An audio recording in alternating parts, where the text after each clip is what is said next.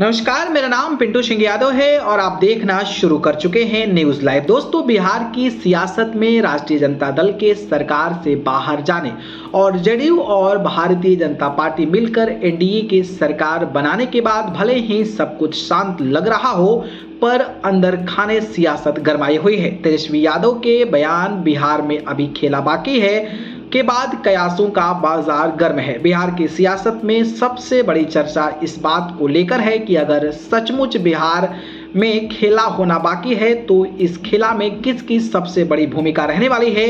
इसी बीच जीतनराम मांझी का ताजा बयान नई उठापटक की ओर संकेत दे रहा है। दरअसल हिंदुस्तानी आवाम मोर्चा के प्रमुख जीतनराम मांझी ने नई सरकार में मंत्रिमंडल के विस्तार से पहले 2 मंत्री पद की मांग रखते हुए कहा है कि हमें 2 मंत्री पद चाहिए, अन्यथा हमारे साथ नाइंसाफी होगी। जीतनराम मांझी ने यह भी कहा कि हमें मुख्यमंत्री पद तक का ऑफर आया था, लेकिन हम झुके नहीं क्योंकि हम बिकाऊ नहीं हैं।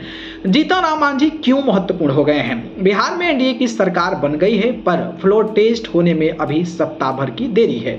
साथ ही मंत्रिमंडल विस्तार को लेकर दलों के बीच खींचतान जारी है। ऐसे में जीतनराम मांझी की पार्टी हिंदुस्तानी आवाम मोर्चा के पास 4 विधायक हैं। मांझी के 4 विधायक फिलहाल पक्ष और विपक्ष दोनों के लिए महत्वपूर्ण हो गया है। राजद और सहयोगी दलों के आंकड़े को देखें तो बहुमत के मैजिक आंकड़े को हासिल करने में जीतनराम मांझी की अहम भूमिका हो गई है।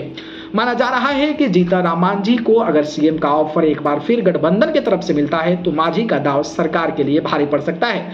जीतनराम मांझी के कदम पर गठबंधन और एनडीए दोनों की नजर है। फिलहाल मांझी कह रहे हैं कि हम एनडीए के साथ ही हैं, रहेंगे, पर यह भी सही है कि मांझी बिहार की सियासत में हमेशा चौंकाने के लिए जाने जाते हैं।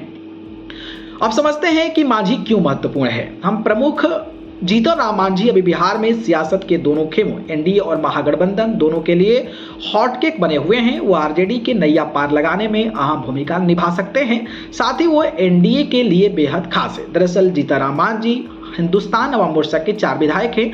अगर आरजेडी उन्हें अपने पाले में ले लेती है तो महागठबंधन के 118 सीटों का आंकड़ा छू लेगा।